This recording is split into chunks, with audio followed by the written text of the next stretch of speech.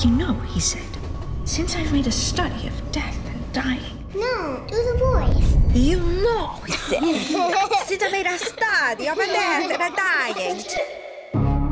I'm working with someone who's looking into demonic possession and its effect on crime. But I'm a forensic psychologist. I don't believe in all that. We're here to assess whether a supernatural force was influencing you to kill. He didn't murder 7 people because there's whispering in his house. Do you think science can answer every question? I do, just not all at once. He was talking to himself. And this is what led you to believe he was possessed? No. Someone talked back. I know you believe in this stuff. I don't. You don't have to believe in the supernatural to know that there are people out there who are evil.